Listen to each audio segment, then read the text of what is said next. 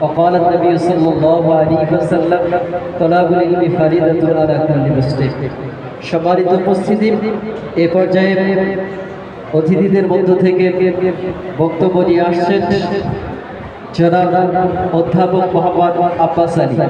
জনাব অধ্যাপক মোহাম্মদ আব্বাস আলী, সেক্রেটারি, বাংলাদেশ জামাতে ইসলামী ইবি থানা। আমি ভাইকে ওনার মূল্যবান বক্তব্য প্রদানের জন্য বিশেষভাবে অনুরোধ করছি।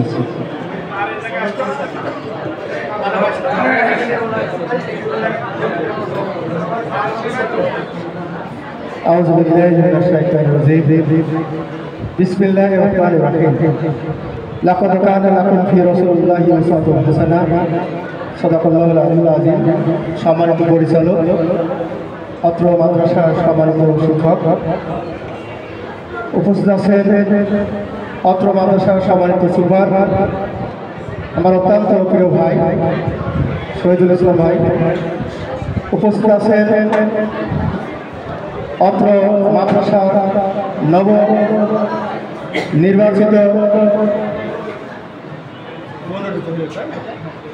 বোর্ড কর্তৃক মনোনীত সম্মানিত সভাপতি,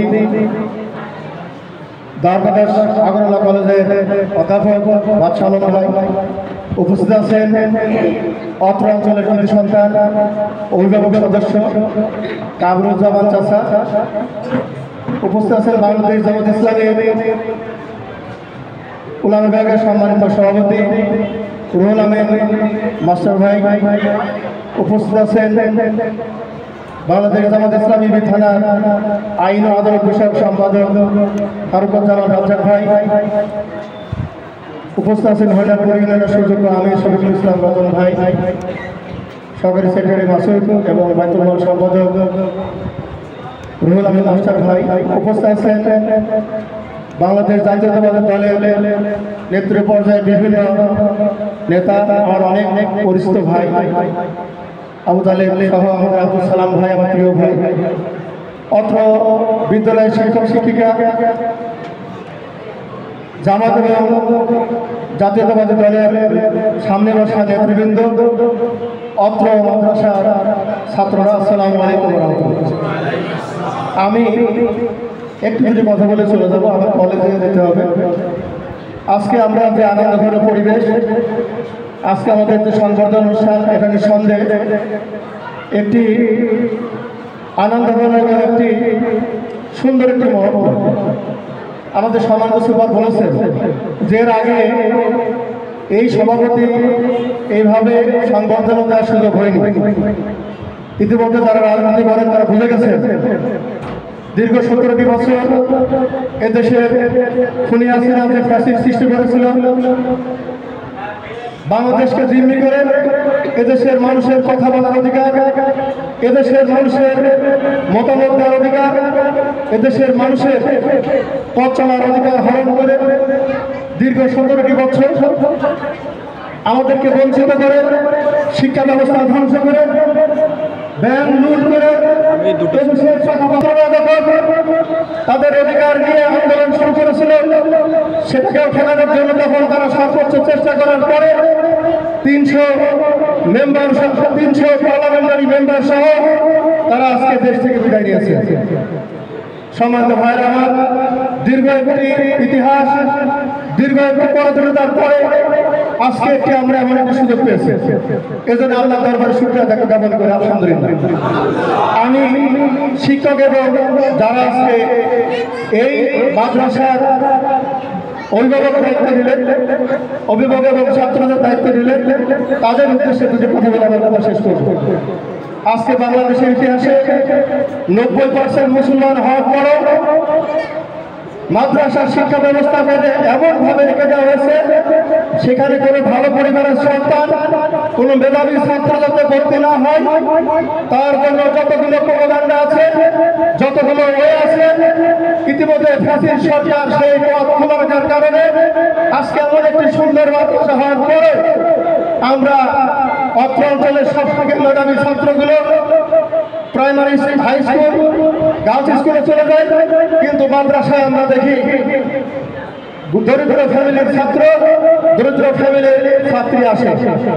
আমি সম্মানিত যারা সভাপতি হলেন বাদশা আলম ভাই এবং আমরুজ্জামান আঙ্কেলকে বলতে চাই, আপনাদের হাত ধরে আমাদের মাদ্রাসার চিত্র চেঞ্জ করতে হবে। আমরা সাধারণ সম্মানিত ভাইরা আমার, মাদ্রাসার শিক্ষা হচ্ছে আসল শিক্ষা, যে শিক্ষা থেকে শাখা প্রশাখা তৈরি হয়েছে। আজকে বিশ্ববিদ্যালয় নামক যে মহাবিদ্যালয় যেগুলো দেখি, এইগুলো সমস্ত শিক্ষা এসেছে এই মাদ্রাসা থেকে। কিন্তু সেই মাদ্রাসার অবহেলিত, মাদ্রাসার শিক্ষক অবহেলিত, মাদ্রাসার ছাত্ররা অবহেলিত। আমাদের একটি সুযোগ এসেছে আল্লাহ রাব্বুল আলামিনের দেওয়া আল কোরআন আজকে ঘরে ঘরে পৌঁছে দেওয়ার সুযোগ এসেছে। যে মাদ্রাসায় কোরআন শিক্ষা হয়, যে মাদ্রাসায় হাদিস শিক্ষা হয়, যে মাদ্রাসায় নৈতিকতার শিক্ষা দেওয়া হয়, সেই শিক্ষাকে কেন পিছনে রেখে দিয়েছে আমরা জানতে চাই। সম্মানিত ভাইয়েরা আমার, দ্বিতীয় শ্রেণী পাস করলে বাংলা রিডিং পড়তে পারে, দ্বিতীয় শ্রেণী পাস করলে ইংরেজি পড়তে পারে, কিন্তু আজকে এই মাস্টার্স পাস লোক কেন কোরআন পড়তে পারে না? আজকে মাস্টার্স পাস লোক কেন কোরআন না পড়ার কারণে আজকে বলে ইসলামে রাজনীতি নাই। আমাদেরকে কোরআন থেকে দূরে রেখে, আমাদেরকে হাদিস থেকে দূরে রেখে মূলত আমাদেরকে ইসলাম থেকে দূরে রাখার পায়তারা করা হচ্ছে। আমি আপনাদেরকে অনুরোধ করবো, মাদ্রাসার শিক্ষা ব্যবস্থা হচ্ছে পরিপূর্ণ শিক্ষা ব্যবস্থা।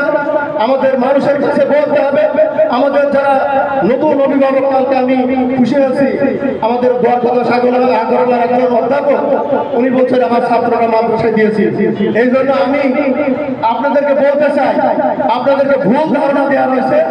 আপনারা মনে করেন হাই স্কুলে গেলে আমার ছেলেটা ডাক্তার ইঞ্জিনিয়ার হবে, কিন্তু আজকে আপনাদেরকে জানা দরকার মাদ্রাসায় যে সিলেবাস, সেই সিলেবাস হচ্ছে আপনার হচ্ছে স্কুলে মাঝখানে আপনার ছেলে এখানে কি শিখবে, ফিকহ শিখবে, কোরআন শিখবে, হাদিস শিখবে। আর আপনার সন্তানটা এখান থেকে নৈতিকতার শিক্ষা নিয়ে যখন সে বাড়িতে যাবে, আপাতত বাবার সামনে বিয়াদবি করবে না, মার সাথে বিয়াদবি করবে না, আপনার ছেলে ফেন্সিডিল খোরগাঁজাখোর হবে না। সেই শিক্ষা ব্যবস্থা কোনো পিছায় আছে। আজকে আমাদেরকে ভাবতে হবে ভাইরা, আসুন আমরা মাদ্রাসা শিক্ষা ব্যবস্থাকে এগিয়ে নিয়ে আমাদের সন্তানকে নৈতিকতার শিক্ষা দিয়ে পরিপূর্ণ মানুষ করি। আমি আর কথা বলবো না, আমার এই কথা বলে সবাইকে ধন্যবাদ দেওয়া কিন্তু শেষ করছি। আসসালামু আলাইকুম।